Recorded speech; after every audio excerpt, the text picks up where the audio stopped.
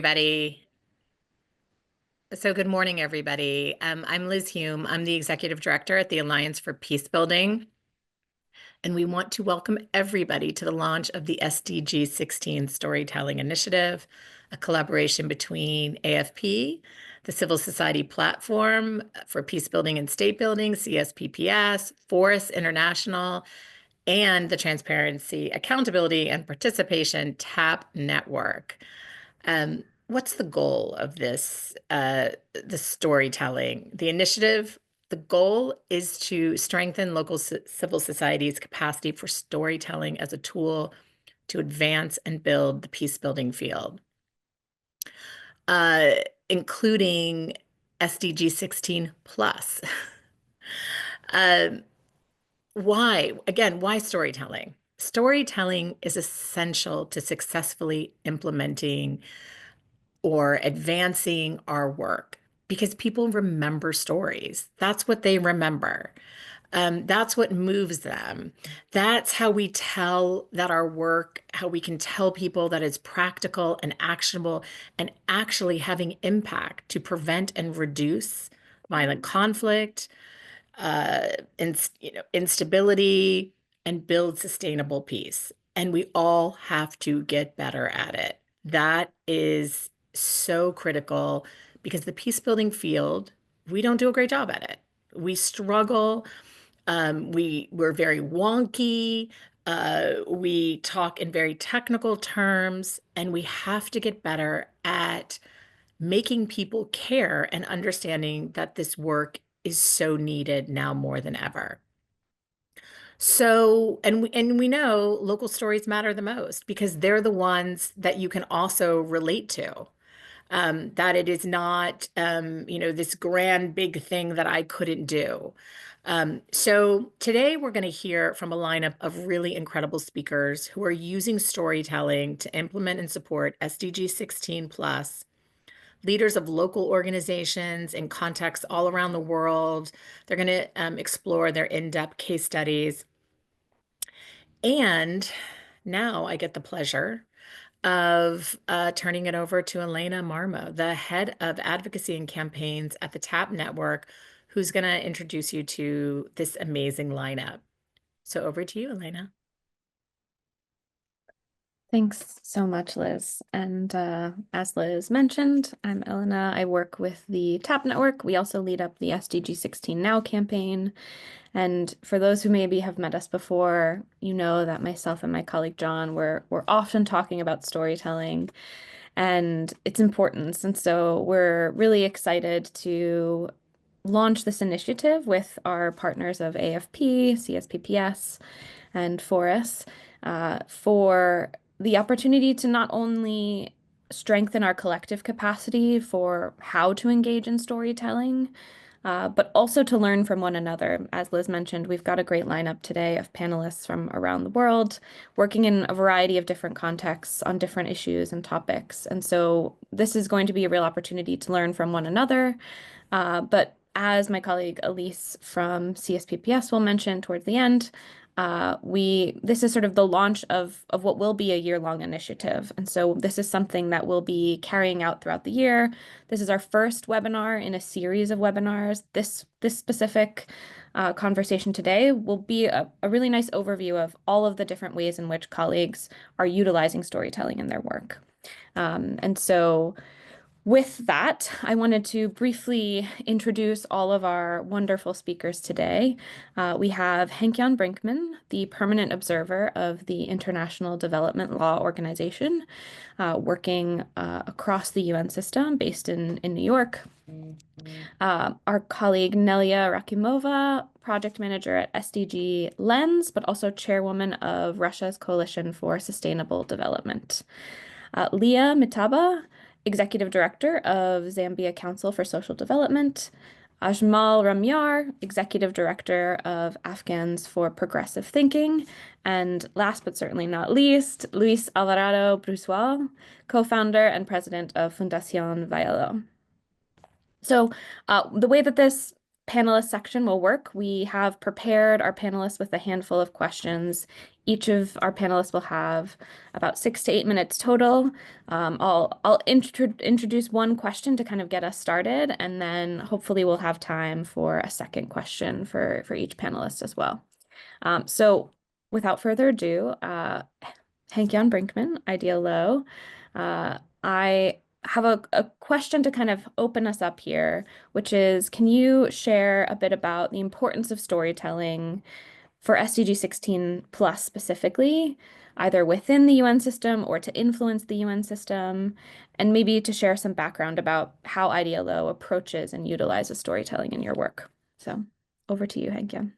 Thanks so much. A really exciting initiative, and really glad to see so many people joining, and my panelists in particular. Glad to see them from all over the world. So, one important story that we told in the negotiations was partly to correct an error that I played some part in. In the early days, in 2012, there was a UN system task team that put some proposals on the table for what became the 2030 agenda. And we identified a fourth dimension for sustainable development. Sustainable development, three-dimension: economic, social, and environment. And the task team introduced a new dimension: peace and security.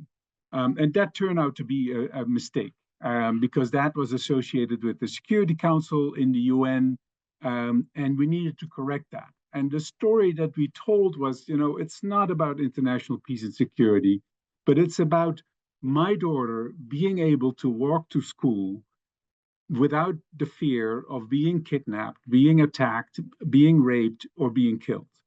And that was the story that really, I think, rooted the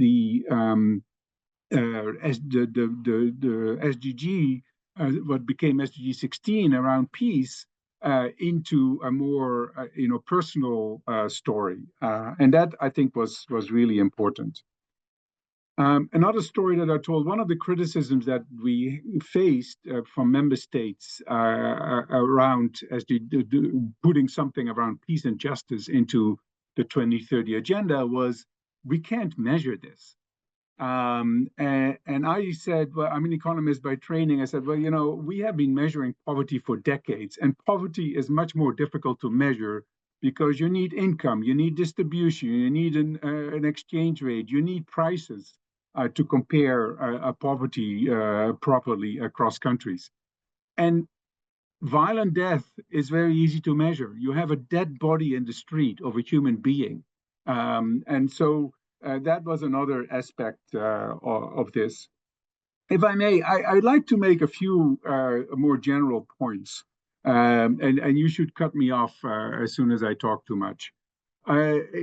First of all, we need storytelling because what we are talking about, some aspects of that is indeed difficult to measure. And I'm talking in particular about institutions, the rule of law, access to justice, healthcare systems, not vaccination rates or infant mortality. That's easy to measure. But what is more important is often difficult to measure, and what is easy to measure is often less important. And that's really important, why we need to tell these stories. Secondly, it turns out that academic research shows that facts don't convince people. If you want to change views of people around you, facts don't do it. But stories are important. But it's important to bury the facts into the stories. And one example is, it turned out that the people who don't know where Ukraine is on the map had the most extreme positions about military interventions after Crimea was annexed by Russia. But when you ask the same people, tell me about the impacts of what you are proposing, then they ratcheted down their extremism. So, the stories is also asking people, asking, not just telling, but asking about, what would be the impact? What kind of policies are you producing, and what would be the impact on people that you think? The third point I wanted to make is, our beliefs are partly a result of the stories that we tell about ourselves. And but to change those beliefs, we need to tell stories. And the stories that we believe is partly dependent on our group identity. And I want to give you one example. Everybody thinks that they know, who was alive at least, where they were when they heard about JFK being assassinated, the president of the United States in 1963. Or even, they know what happened, where they were when they heard about 9/11 and the World Trade Center being attacked.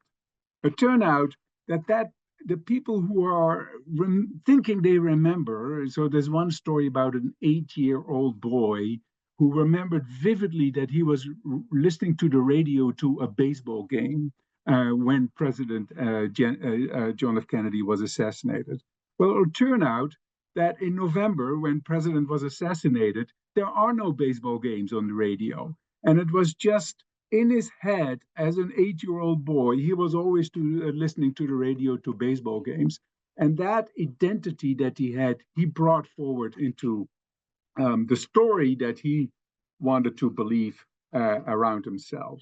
So we need to tell stories that's my next point, that are universal, or that can be adapted to the social, the historical, the political context of the people around the world, and not just to a group of people that we are thinking we aiming at. And of course, my baseball story is a bad example, because baseball is only a big thing in the United States where I live. I'm not even a fan of it.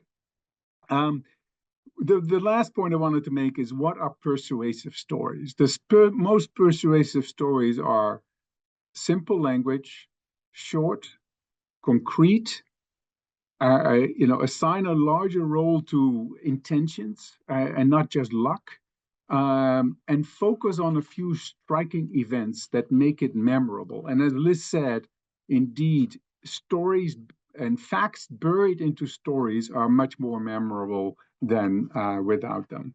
And I leave it there for the moment. Thank you so much. Thank you so much, Henk-Jan, and really some concrete tips and recommendations that we can all use in our storytelling, but also with this overarching message that really personalizing and contextualizing some of these policies that we talk about in human experience and naming what that means in real terms. And if we can do it in a universal way, will be incredibly effective. So maybe just with, I know we have about like a minute and a half left, but maybe if you can just share some examples or ways in which you've found IDLO really able to utilize country-based or context-specific examples of your work in effective ways in storytelling around processes at the UN, side events and things. I've been to some great IDLO side events that I find really effectively utilize storytelling. So maybe if you can just offer a few thoughts on that. Yeah, we use storytelling quite a bit, and we often like to invite our partners to side events to tell the stories, not us. And so we had a great side event actually last year in July with a justice from the Supreme Court of Kenya. And he was telling the stories about what the digitalization of the justice sector, which IDLO supported in Kenya, it meant. And he had all these stories about the ripple effect. People can join remotely and don't have to come to the capital or to Nairobi. And don't have to close their store, and pay travel money to come to Nairobi. It also reduced corruption because suddenly they can pay digitally online. And in Kenya, digital payments with even SMS based was actually a Kenyan invention So that reduced the possibility of the person who was collecting the court fees put something in his own pocket. The other thing which I really liked was the story about, suddenly with these remote participation, the judges were on TV, and they thought, well, we better dress up and behave professionally because we are on TV. And that really increased the professionalism in the judicial system. And then the last point I wanted to mention is with the digitalization, no files were lost anymore. Files were lost. They are accessible throughout Kenya. Actually, I have one more point. With the digitalization, they include a performance system in the justice sector. And every day, the judges have to send to Nairobi, to the Chief Justice, how much cases they handled, how much cases they educated, et cetera, et cetera. And that was a real improvement in access to justice and the rule of law. And it's really these stories that I think drives down the power of what Kenya accomplished with the support of IDLO in the digitalization of the justice sector. Thank you. That's great. And that was the exact event I was thinking about. So we'll hear more from Henk-Jan later as well when we turn back to the panelists as a whole. But right now I'd like to turn to Nelia Rakimova from SDG Lens and Russia's Coalition for Sustainable Development. So Nelia, I know you are very active in the civil society engagement related to the voluntary national review process, which is the member state review of implementation on the Sustainable Development Goals. But in your work as chairwoman of Russia's Coalition for Sustainable Development, I know you're engaging in spotlight reporting as part of this VNR process, so really measuring what is civil society's perspective. And so I'm curious to hear how you or others that you've also worked with in this VNR process more broadly, how you have utilized storytelling and narratives in this voluntary national review process. And maybe also give us a little bit of background, because I know not everyone might be familiar with the voluntary national reviews. So over to you. Yeah, thank you very much. I think I will start first with the shadow reports, because this is the work which I think is really important. But again, for those who don't know, voluntary national reviews, it's a process when countries report on SDG implementation. It's expected that every country produces at least 2 reviews in 15 years. And parallelly to that, some of civil society groups decide to produce shadow reports or parallel reports. And of course, governments are focusing more on the achievements, while civil society can actually also highlight some challenges and problems that are on the way to the achievement of SDGs. And yeah, as Elena, you mentioned, within the coalition work, we do lots of trying to produce these reports. Even Russia is not reporting, but also I support different civil society groups within Eastern Europe, Caucasus and beyond on shadow reporting. And of course, we use more or less, we usually focus on data-oriented reporting, because this is what governments want to see. This is what decision makers outside from the national sphere want to see. And yeah, it's really important that the real data is produced, that we have numbers. But unfortunately, it's not always possible to actually give an understanding what is happening with these numbers. And I can give you an example, a story that we, for example, experienced recently meeting European decision makers, explaining them that in Russia there is still anti-war movement, and lots of people, suppress, they cannot express their views. And there was also colleagues from environmental organizations with us, and the decision maker asked directly and said, like, but you are environmentalist, why are you here? What do you want to tell us? How is your work work actually related to anti-war movement. And here actually where the storytelling is coming, because this colleague explained that they are collecting and separating waste, and actually military organizations, pro-military organizations, they ask to give some particular waste for military purposes, that they can reuse it for soldiers and so on and so forth, some, I don't know, equipment. And they say, and we refuse to do it. And this is their silent protest, which we cannot express, frankly speaking, in numbers. But this is really gives an understanding that even environmentalists can be in this opposition, can provide be part of anti-war movement. And this is, for example, how we use storytelling. Additionally, I will share my screen. This is to our last reports. And I think what is really important that we, in our reports, we try to not only provide this data and numbers, but we use graphics and pictures as a storytelling part.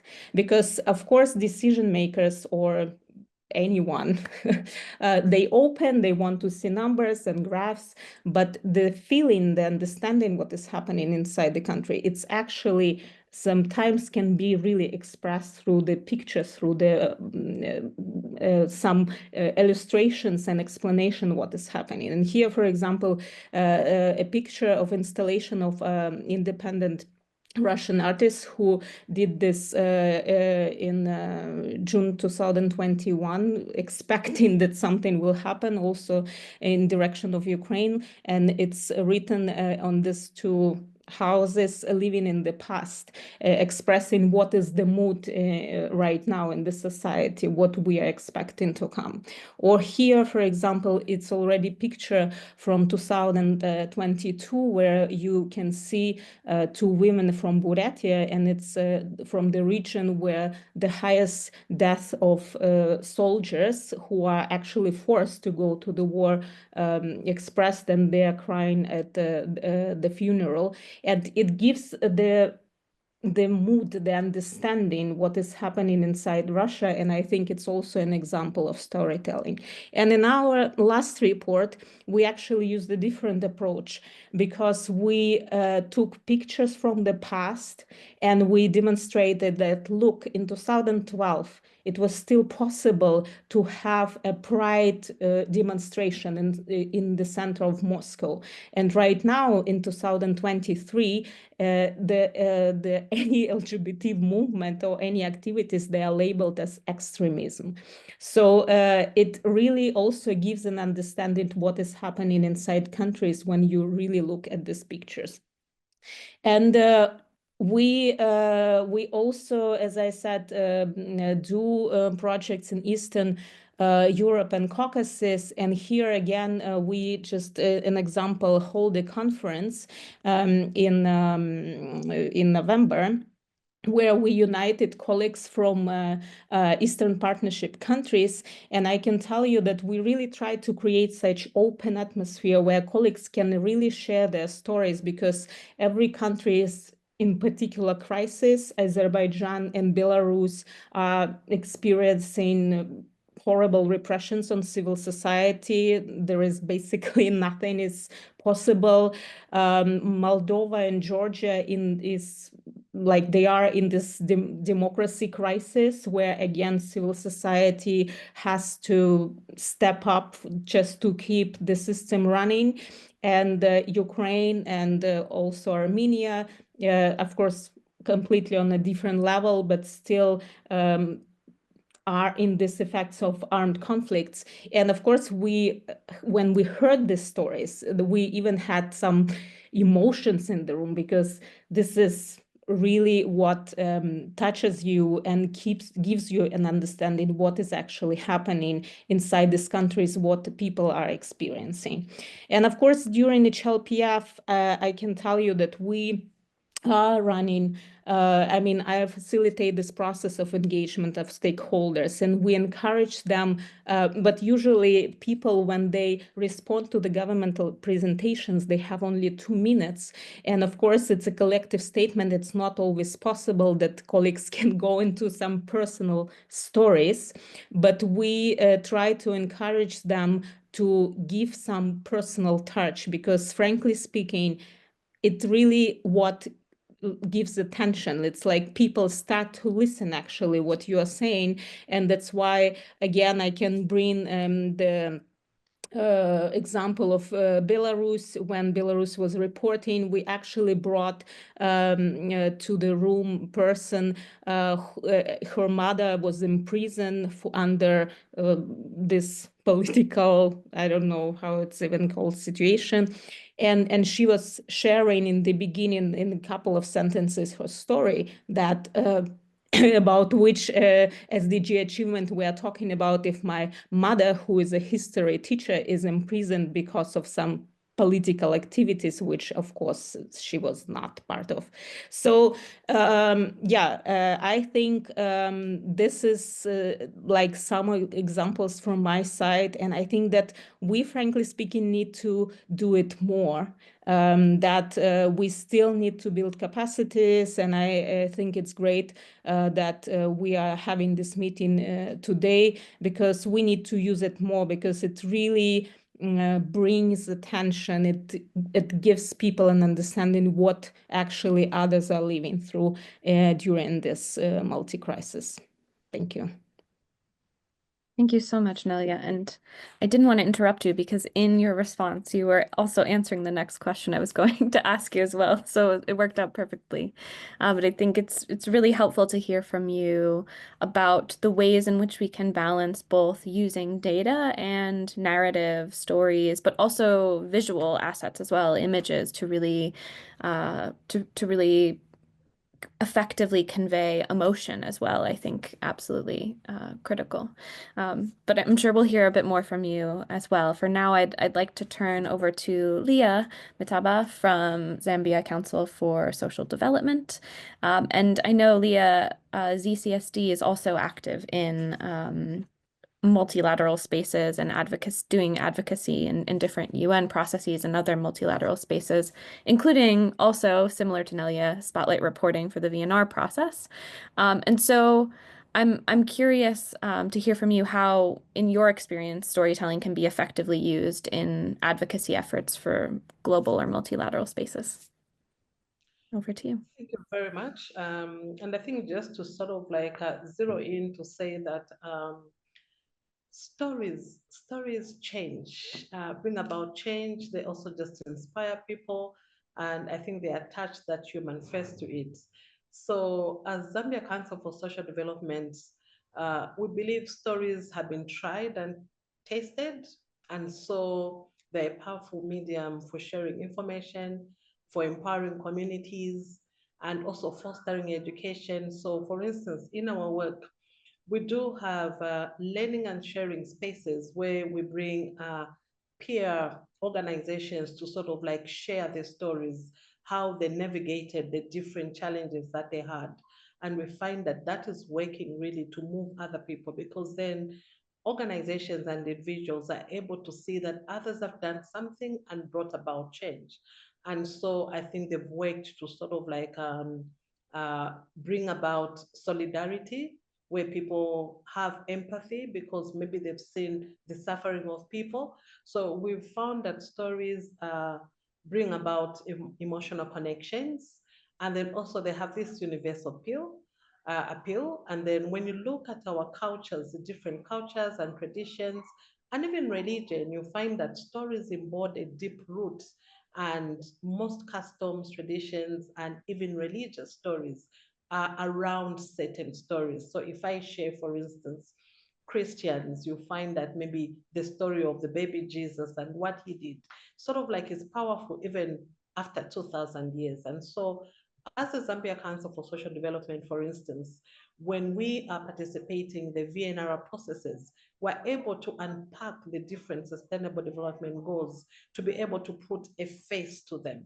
So when we talk about, for instance, access to education, and most recently, our country has given like this free education policy, we are able to show that yes, the education is free, but then you find that where certain child might be in a learning environment where they have a 1-to-4 pupil teacher ratio, another child in a different part of Zambia might be learning in a classroom where they have grades 1 up to 4 against one teacher, and this teacher is facing maybe 300 pupils. So with that story, we are able to connect even policymakers that might have that 1-to-4 pupil ratio to be able to see that we still need policies that are going to result maybe in rural areas having more learning facilities. But then also what we are also finding for Zambia Council for Social Development is that storytelling is an entry point into often complex issues. There are certain issues that you cannot talk about. For instance, if I talk about the LGBTQI issues in Zambia, which is currently criminalized, it would be difficult for me to even have an audience with the relevant policymakers or different civil society organizations.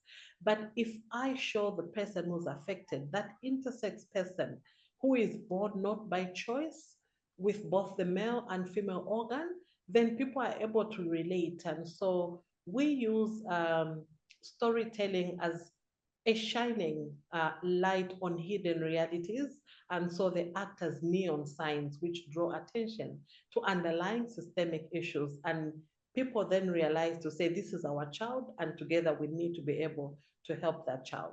The other thing that we are finding is that stories simplify complex topics. And I think earlier on, the first speaker did speak to an overload of information, reports, studies that are often complex. But then when you share a story, sometimes it's got that ability to distill, to be able to make the information digestible. And then beyond that, the different target audiences are able now to unpack that study, to unpack that report. The other thing that we are seeing as Zambia Council for Social Development is that there's an information overload.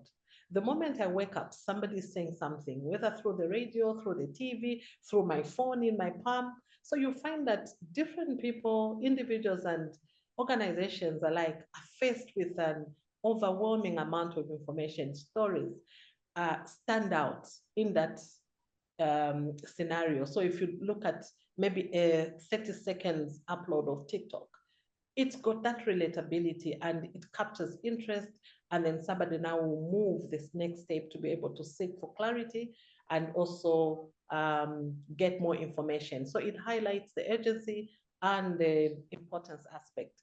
Now, bringing it closer to the VNR processes, for instance, we do have periodic reports where countries voluntarily report to the high-level political forum when the heads of states meet.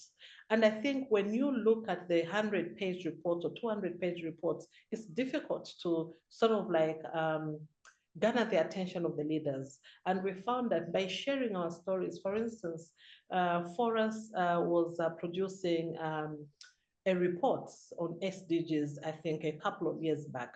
And so by providing stories of the reality in Zambia, you are able to put a human face to the leaders that are there, be it our own president or the Secretary General, or indeed other heads of states, to be able to distill the data or connect the data to the human face in the national voluntary review processes.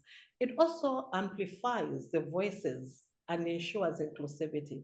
I recall that the Women's Movement, another network organization from Zambia, participated in the CSW last year. And I think alongside with them, they carried a victim of gender-based violence, and they were able to share their own story as a young person, the horrifying experience and how they've risen above it. Again, you could see that people get moved by that.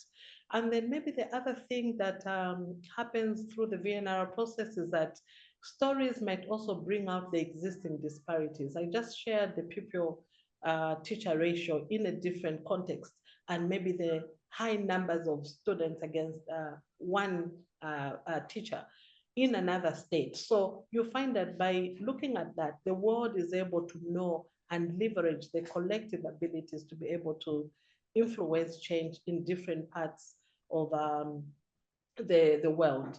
Then finally, we find that stories also bridge the gap.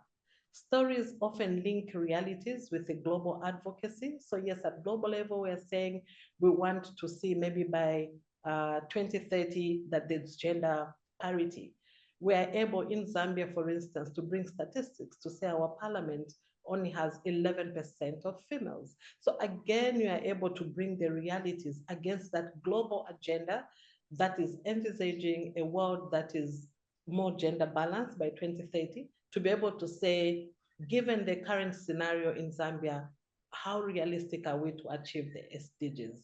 They also inspire multilateral stakeholders to act on evidence-based narratives, because then we know where to really plug the gaps, where to find the acupuncture points that we need to really press into to be able to bring about the change that we want to see. And finally, stories also bridge the physical distance between actors. Right now, we're in this space.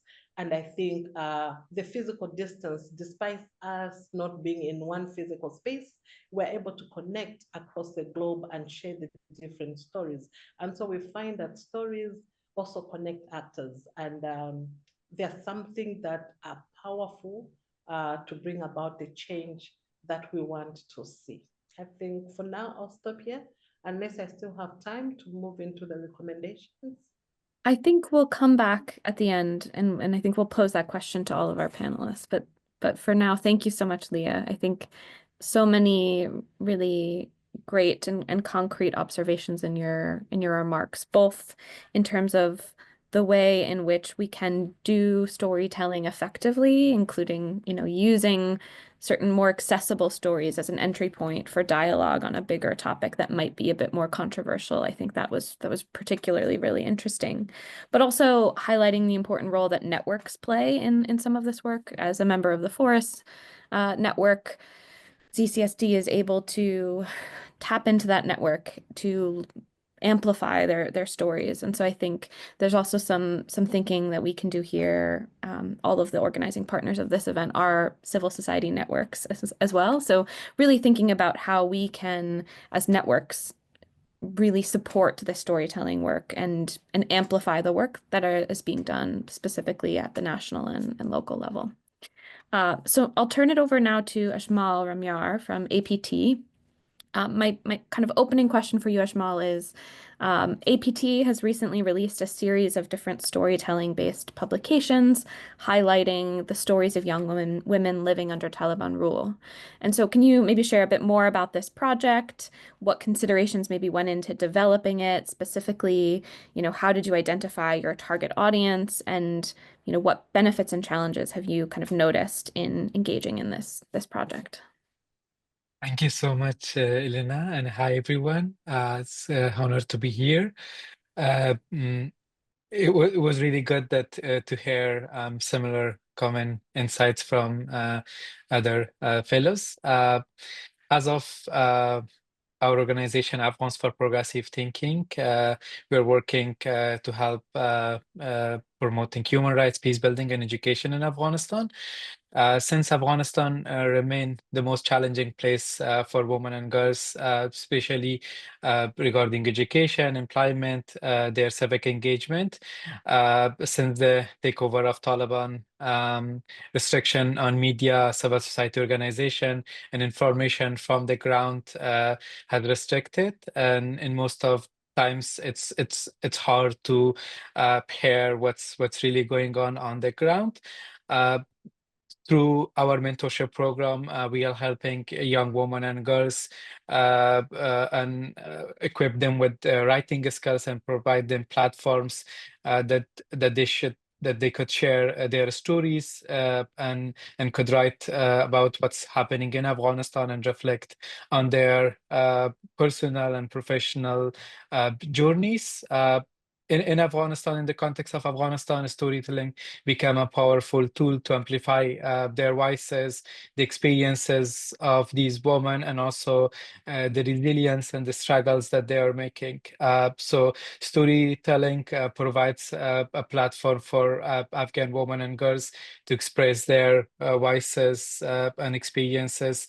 It connects them with global communities. So these stories that we have published in the past 3 years through articles, through personal stories, through writing about human rights, women rights restrictions. So these local realities connects these narratives to the international efforts for more support and solidarity. It also raises awareness about the challenges that the young women and girls face, and it also create emotional connection, as other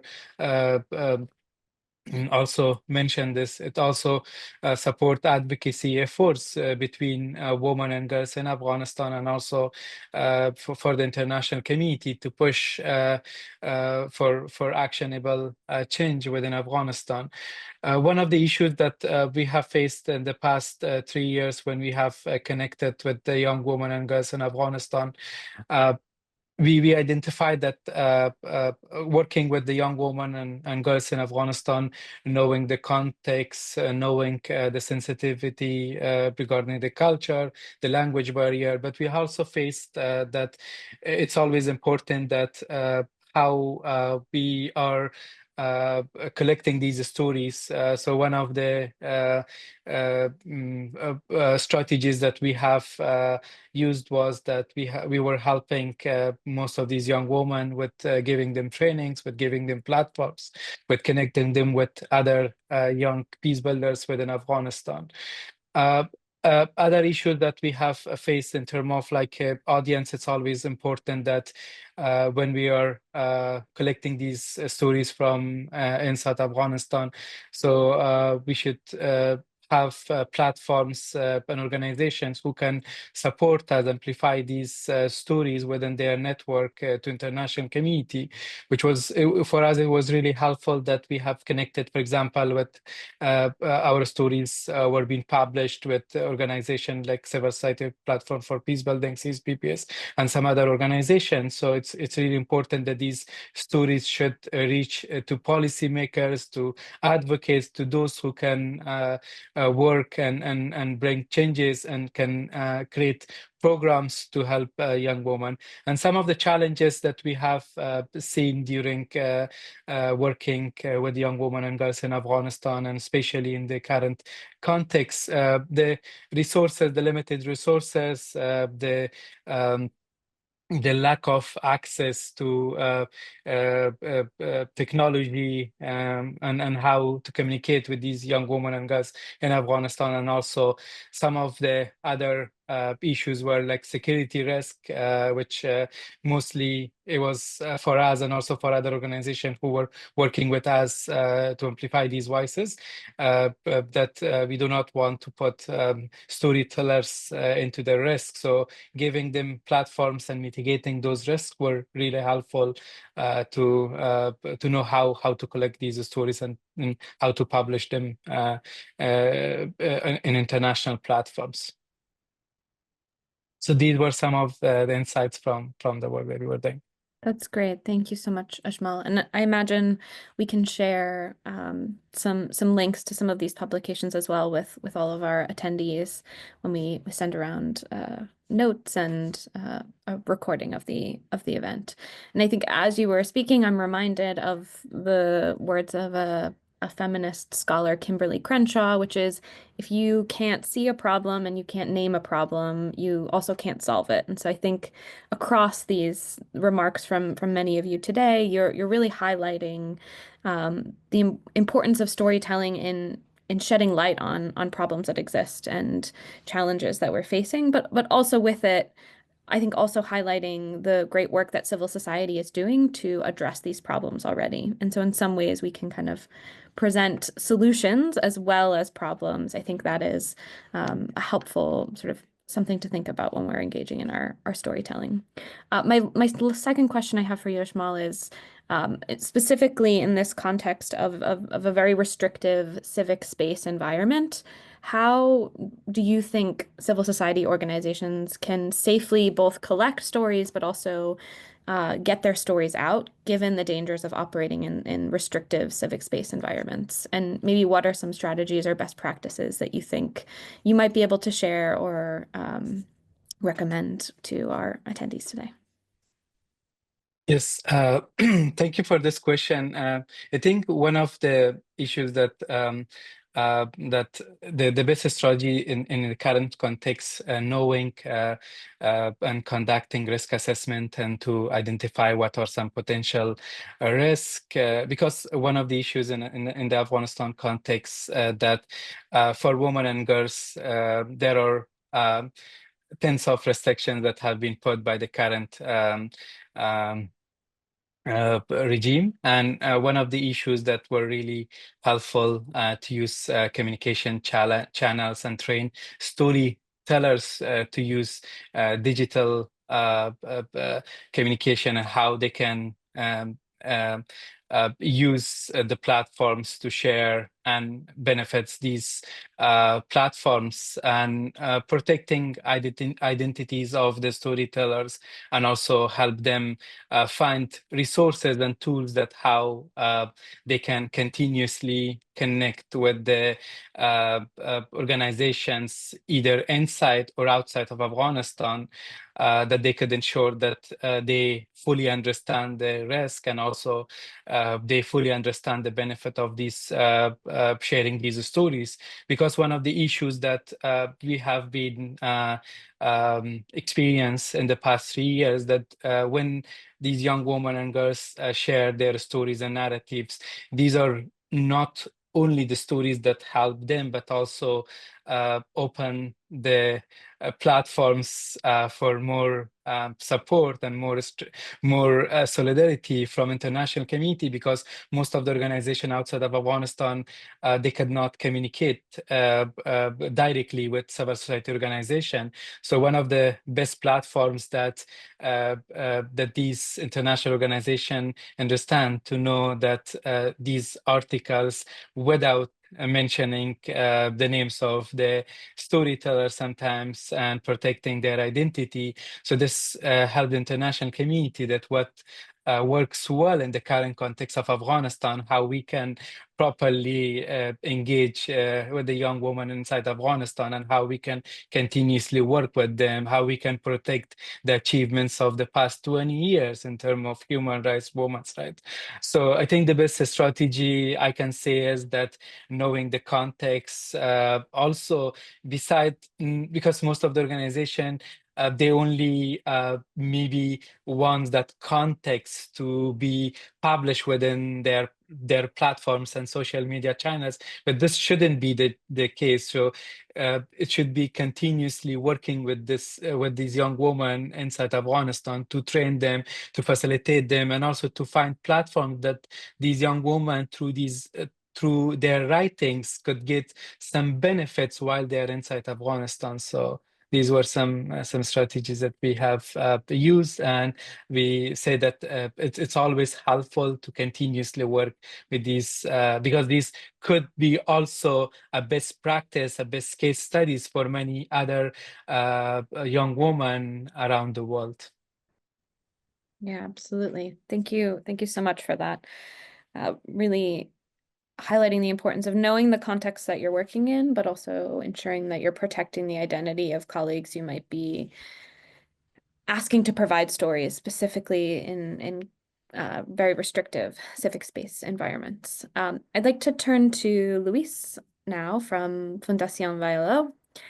Luis, you're on the steering committee of the Peace Starts Here campaign, which is a global movement of local peace builders that aims to tell stories about peace and show how peace building is possible from the ground up, really focusing on that local level. And so kind of coming back to this idea from before, what do you see as the role of networks and hubs and platforms in strengthening local SDG 16 plus storytelling? And how do you think we can better utilize these to amplify local stories? Well, thank you, Elena, for the question. Very interesting question. And thank you so much for the conveners for the invitation to this wonderful webinar. So regarding to the role of networks and hubs, like, I think I have the feeling and the perception that we talk with the same people all the time in the field of peace building, and I'm feeling very grateful to be here in this webinar and reading the chat and seeing like people from all over the world, from different organizations, local organizations, international organizations.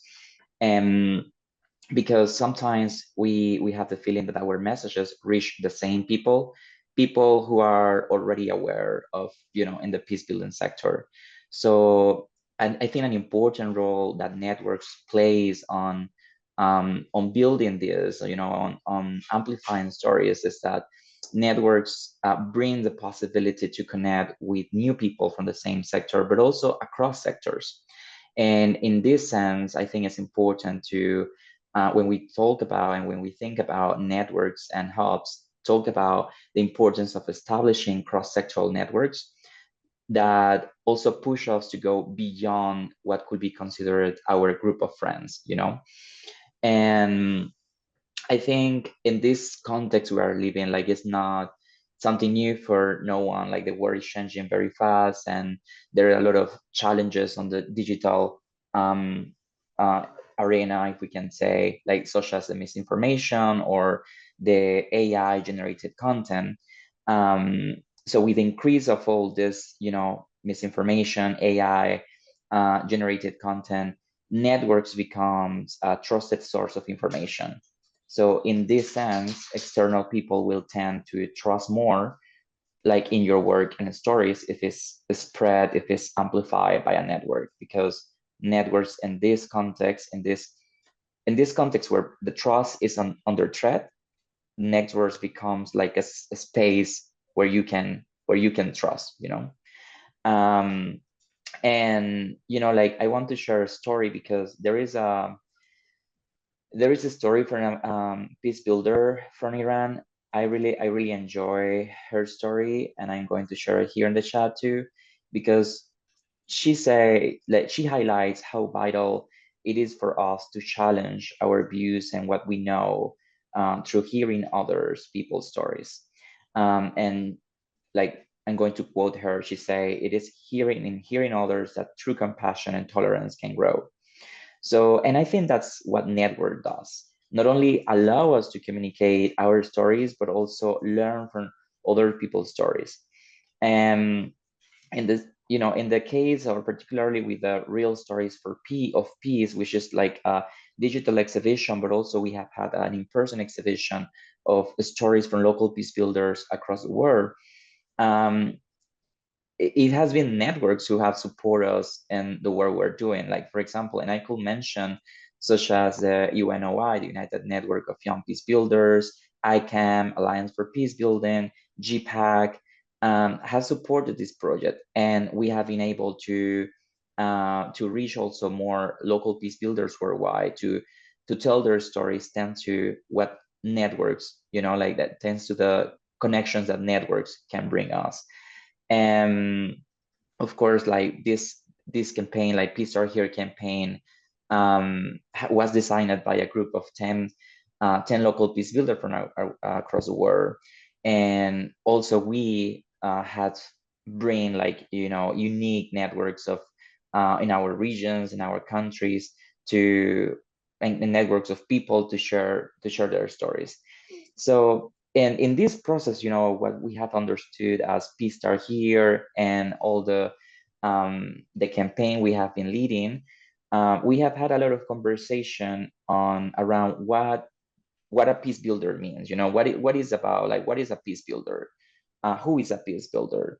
So in this process of collecting stories and amplifying the voices of local peace builders, we had found that actually there is not an unique definition for what a peace builder is, because we have learned from people who are doing like a very wide spectrum of work in their local communities, but they are also contributing to the SDG16.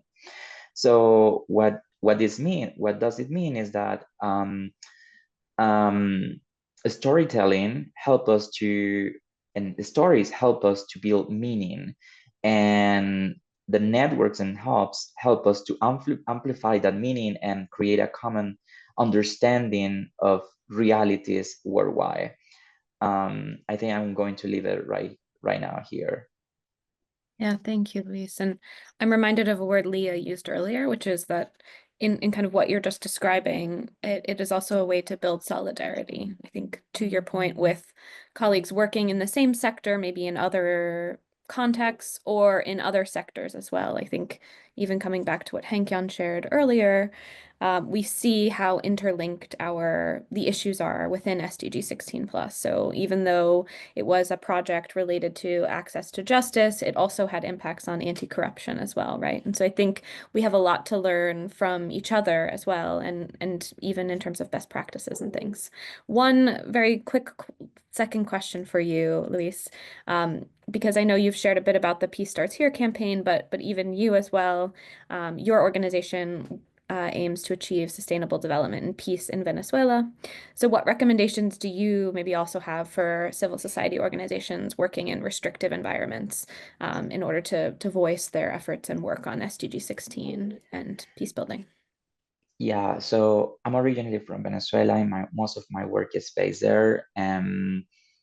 We have been living in a very restricted context for civics in the civic space, and I think this is like a key decision. A key decision that local actors should make at some point, because visibility it could represent a risk in the work you do. But if you really want to do it, sometimes there are ways to mitigate the risk, but the risk will be there. And I think visibility could be a risk, but also could be a risk mitigation, because as much as your work is visible, you will have more support of other local actors and international actors. And what decision you make as a local actor about being visible or not, it will depend about your strategic plan. And I think this is like a kind of recommendation also for international actors, because we are talking about telling stories, and the stories right now are being popular, are being trending, but in restricted spaces, safeguarding and the do no harm principle should be a priority. And this means for international organizations, international networks and hubs, make sure they have the authorization of local NGOs to share their stories, and also have enough flexibility to take down content from social platforms in case if in a very quick time, if it is needed to protect local actors. And yeah, regarding to specific recommendations for local actors, I will say document your work, document the work you're doing, with photos, videos, audio, or whatever other resource you could have access to, and add a component of data collection on every project. As the director of my own organization, I know that it's very challenging to get funding for our communications departments. And most of our communications departments as local actors are very underfunded. But try to prioritize and try to think strategically when designing projects, budgets, and how you can include a component of data collection on that specific project with videos, with photos, with audios. I think it's important to protect the information you collect, because the people that tell their stories are trusting in your work. And if you put them at risk, you will also lose any credibility you had from them.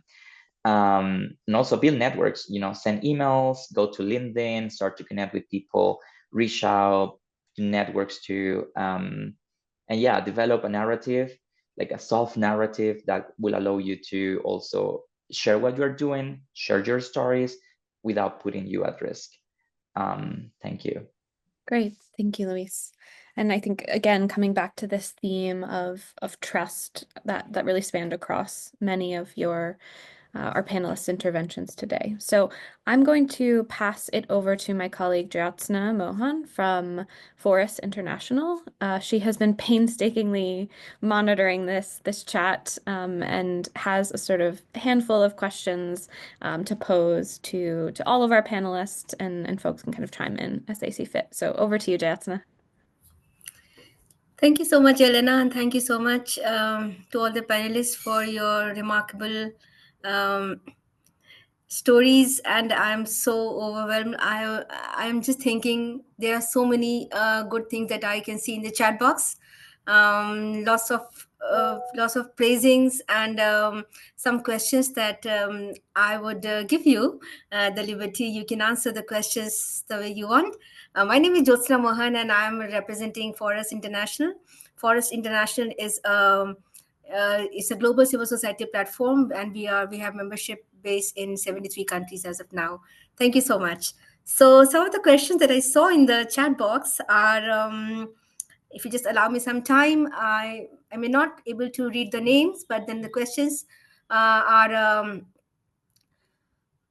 how do you help people who are trapped by personal and family shame tell their trauma stories? So any taker for this question?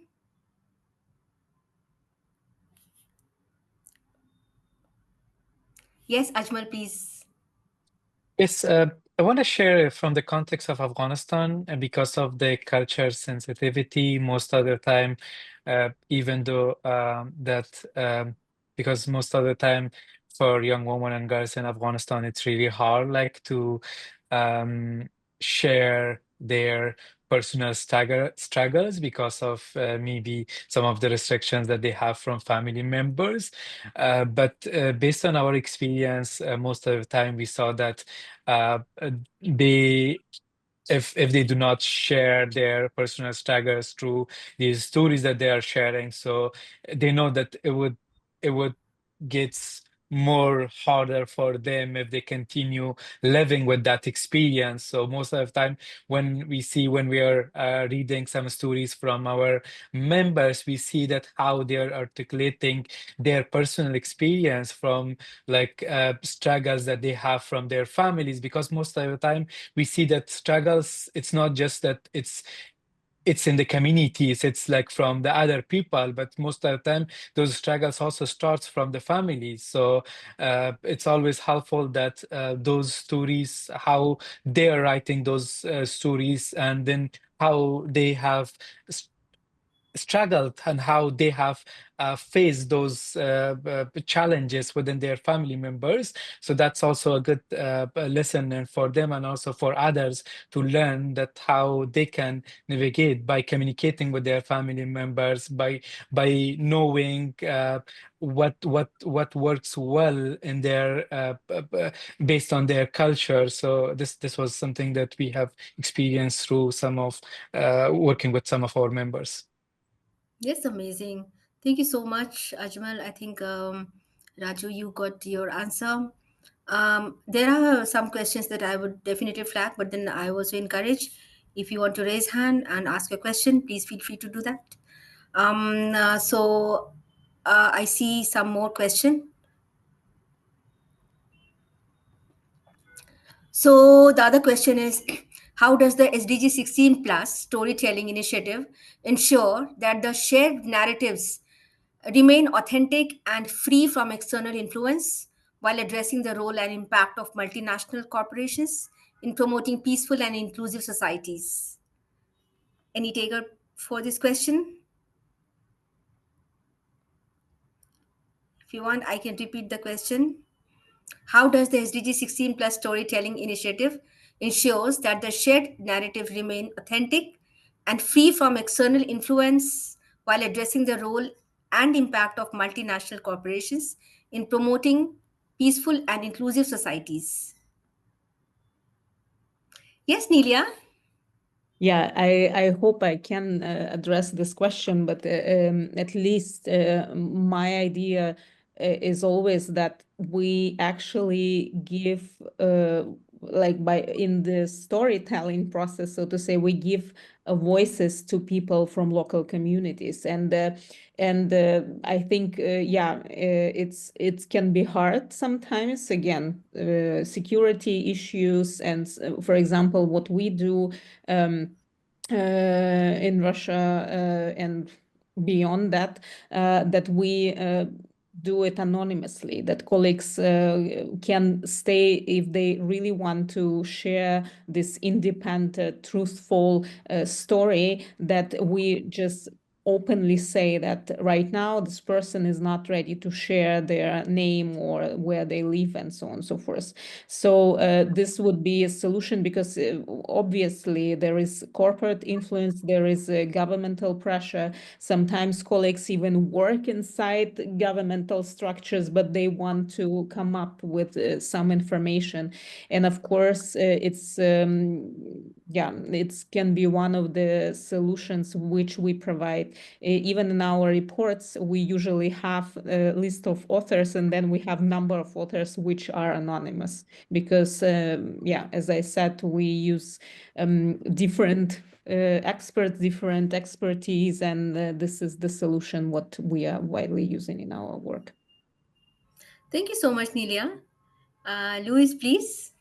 Yeah, I would like to contribute very quickly to this question, because taking stories from the ground and exposing them in the international scenario, could be seen as an extractive approach from the ground. So I think it's a shared responsibility from both the international organizations, the international networks, but also from the local actors, to think on how the local communities will be benefit from this process. What they gain, what the local communities gain, because it's not about just taking pictures and posting them on internet. It's like, what are they actually gaining from this? And I think I would like to share in this moment, our manifesto, the Peace Start Here manifesto, because we have a guide there on how can we center our how can we build more human-centered and community-centered programs and responses. And also, I think, for example, through the Real Stories of Peace, we really try to operate through ethical storytelling lens, making sure that those peace builders sharing their stories weren't being given extra work. I think one of the things we have also hear about whenever we talk with more local actors is that already local actors they have a lot of work to do. Is it the dynamic of grants application, reporting, project implementation? We all know this dynamic. So whenever we go and collect stories, we have to make sure we are not adding more work in their more workloads in their life. So how can we do this in a more easier way? And also it's not about sending a photographer, take pictures and that's it, but also talking. And I think Hank mentioned this before. It's actually asking questions and asking them how they want themselves to be, how they want to be seen. Thank you so much, Louis. This is very helpful, and we have so many questions. My sincere apologies if I missed some, but some of the important questions that I have received is how can storytelling be leveraged as a tool to shape and redefine national and/or international priorities rather than simply conform to regressive agendas? Yes, Ajmal. May I go? Oh. Leah? Sorry. Yes, ma'am. Ajmal? No, I think... May I respond? Okay. Yeah, and, Leah, Leah, please, go. and then you can follow Ajmal. Yes, Leah. All right. So I wanted to share that integrating the local context, for instance, using culturally relevant examples and narratives, would ensure that there's that authenticity, but then also that by the storytellers themselves sharing the story, you are able to compare that against the evidence or the data that is being shared. So I think it's important at all times, even at that global, regional, or national level, to just have that connection with the real actions on the ground, and often having the story told from the horse's mouth would be like important to address some of that narrative that would argue that there's an international or corporate pull in that particular issue. Thank you so much, Leah. That's very helpful. Yes, Ajmal. Yes, so in the context of Afghanistan, maybe similar, maybe in the other contexts also, like when we are talking about on the ground situation for the people and young people, it's always that these storytelling connects and make and build coalition between young people inside the country. Based on our experience, when we have started, when it was hard to connect with young women and girls in Afghanistan due to restriction, due to the ban of university and schools for them. So it was hard for them to have that connections with other young women in Afghanistan in different provinces. So through this storytelling, it was an advocacy coalition for them inside Afghanistan, because most of the time when international community disconnects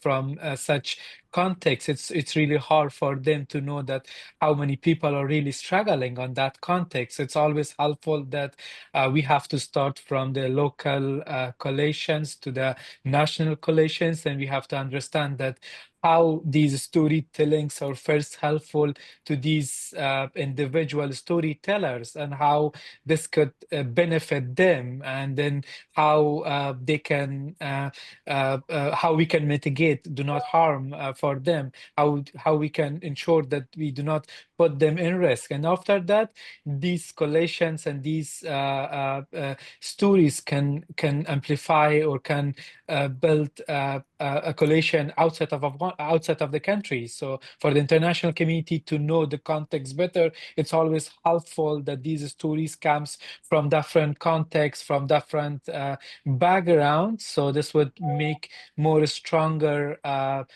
actionable pressures on that context, to know that this is something that all the people are struggling at the same level, maybe from different areas. That's amazing. Thank you, Ajmal.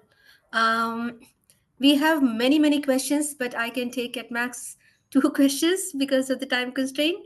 But we are working very hard to note down all the questions, and our team will gather all the questions. We'll send it to our panelists, and we can get back with the answers to probably all the questions. So now, the other question that I can see here is. Uh, how extensive are your consent forms and guidelines? And what advice do you have for organizations building their consent and ethics guideline around storytelling?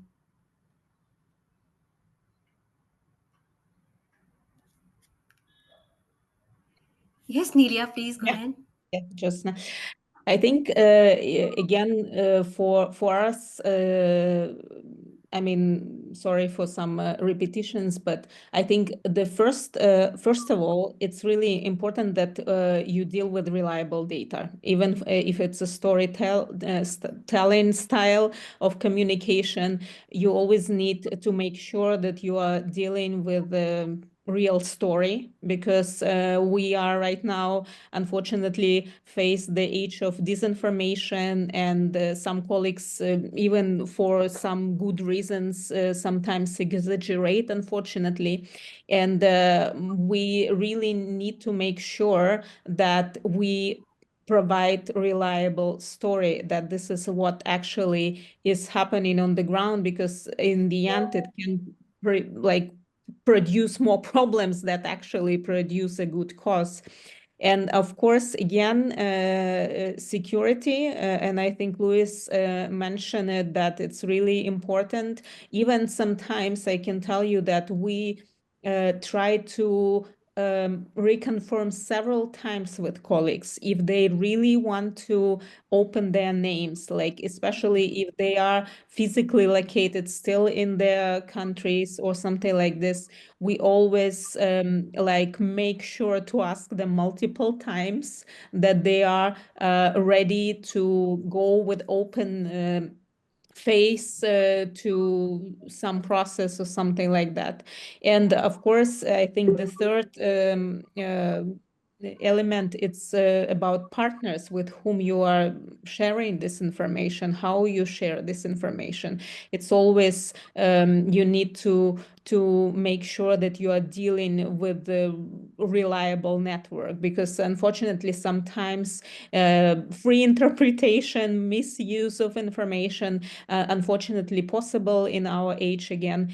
And at least this is what we really try to follow carefully. Sometimes it's even about wording, how we, for example, I can tell you about the around the situation with Ukraine. For us, it was really hard to, as a Russian civil society, to find the right words that we do not make Ukrainian colleagues angry if either we call it war, invasion, aggression. So it's even sometimes goes to such incremental adjustments that we need to follow in order to create a story which will actually produce good outcomes. Thank you so much, Nelia. This is also about validating the storytelling, the right stories. There is another question on that. I'm overwhelmed. There are so many questions, very interesting questions. Sorry, we have time constraint. I'm just going to go to each panelist for at least one recommendation.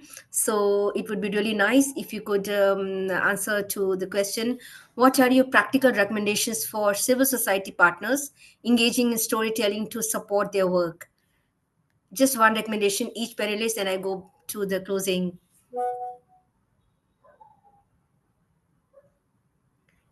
Who wants? Yes, Ajmal?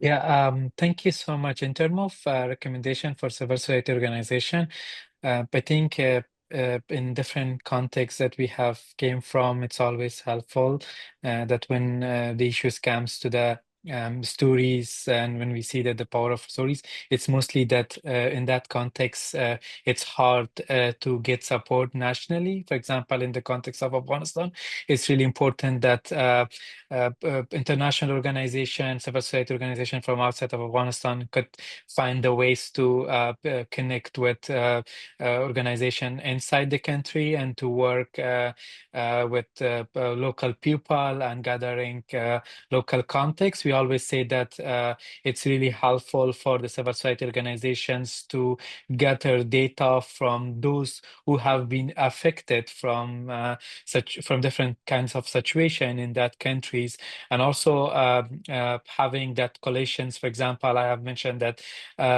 for us, if we continue this work and gathering these stories from inside Afghanistan, we could only amplify it through our own social media accounts. It would not have much impact, rather than, for example, most of our publications are being published through our partner organization like CSPPS, United Network of Young Peace Builder, another organization. So having these partner organization and amplifying your stories through their own platforms and networks is really helpful. And also working with the civil society organization, for the civil society organization to working with individuals inside the country, with the storytellers, with the organization, to train them on the benefits of storytelling, to train them on the components of like writing, on for example creative writing, and other skills which would be helpful, and also to train them on use of the digital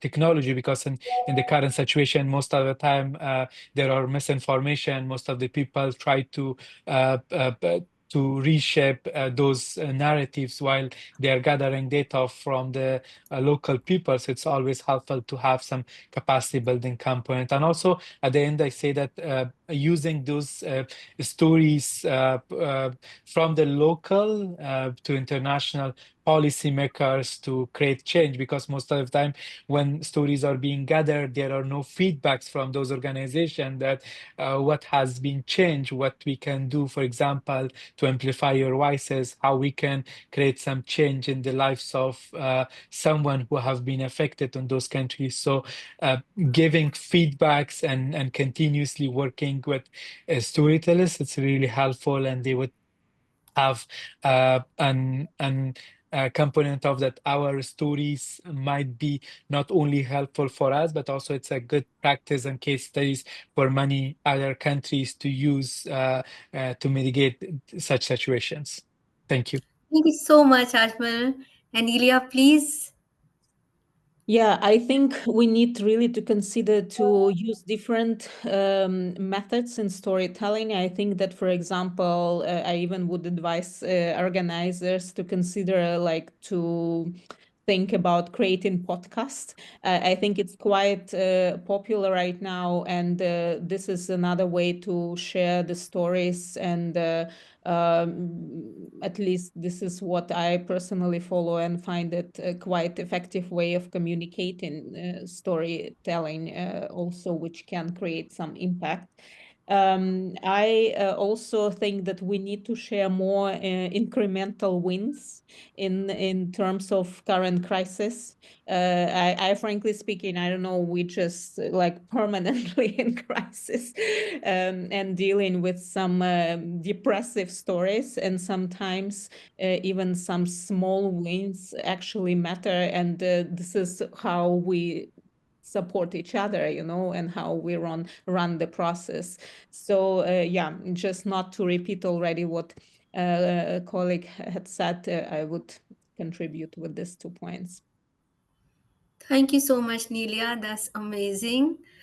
So, as I said, we have many, many questions, and our team and all of us will assure that we will try to answer all the questions with our panelists. Now, may I hand over the floor to my colleague Nick? Yes, thank you very much. Hi, everybody. I'm Nick Zarowski. I'm a senior manager for policy and advocacy with Alliance for Peacebuilding. Just in the last like 5-ish minutes or so, we may go over by a few minutes. We have a few exciting housekeeping items, including opportunities for everybody here to participate in this initiative that we've been laying out. So I'm going to first turn it to my colleague, Emily Sample, who is new learning director at Alliance for Peacebuilding. And then we are going to turn over to Elise Granley with Chord8. So Emily, over to you, and then Elise will take the floor. Great. Thank you so much, Nick. And thank you so much to all of our panelists today. It's been so exciting to learn from all of you. And so what I wanted to share with you all and everyone who is participating today is a survey that the Alliance for Peacebuilding is working on to try and understand better how locally led peacebuilding is currently manifesting in our community, and whether and what kinds of challenges and future opportunities that we're working on. And we wanted to bring this survey to this group because it is such a diverse group of international and locally led peacebuilding organizations. And so what you'll see in the survey, and I've just dropped the link there in the chat, and we'll send it out as well to everyone who's registered for this. But I just want everyone to go through, and what you'll see is that this will really help us understand the layout of the locally led peacebuilding community right now, and how it relates to some of the larger international organizations and international funding mechanisms from different governments. And so that is what we are hoping to gain from this survey. It should only take about 10 minutes, and everyone who fills it out is really helping us build a better evidence base for building better policy. So thank you all for accommodating us and joining us in that survey to build the evidence base on local peace building. Thanks. Thank you so much, Emily. And we will also be sure in the follow-up email to all registrants, we'll include the link to this form as well. So with that, I'm going to turn it over to my wonderful colleague, Elise. Thank you. Thanks a lot, Nick. And thank you everyone for a very fruitful and a very active discussion also from the panelists, but also in the chat box. And before moving ahead to just a bit about the next steps about the Storytelling Initiative journey, I would just really like to thank all the speakers, Henka, Nelia, Leah, Ashmal, Luis, and Liz also for the introduction, and for being with us today and sharing your expertise and all your knowledge around storytelling in all its different forms. And thank you everyone for all the questions you've also put. There's a lot of them, and we will definitely take these with us to also try and bring them forward in our next series of webinars. So it's been a very insightful and great event to kickstart this storytelling journey. So a little bit about the next steps. So as initially mentioned by my colleague Elena and Liz earlier, through this initiative, we want to provide a platform to amplify the work and the voice of civil society organizations through stories, through storytelling, to demonstrate their leadership role in driving progress towards SDG 16+. And by strengthening civil society's ability to tell their own stories on the value of SDG 16 and share these across networks as well that we've talked about for the past hour, we hope to amplify the messages within and beyond the SDG 16 community and across sectors and fields to also find interlinkages, but also then towards the international community to enable and create a more supportive environment to bring, whether it's more funding, resources, or political will to implement SDG 16+. So really seek to harvest and share our best practices and share the success stories and show the incredible efforts that are being made. So now, how can you engage further within this initiative? Today was the first webinar and the launch of this initiative. And on this timeline that you can see, in continuity throughout the next few months, up until the World Social Summit at the end of this year, we will host a number of webinars, and these will explore how storytelling can be used in its different formats and for different purposes. And these are open for all. You can all register and where you can learn and exchange our best practices, also like we did today. And the planned webinars for now will focus on the link between storytelling and fundraising, where we'll look more into stories for donor audiences and support fundraising.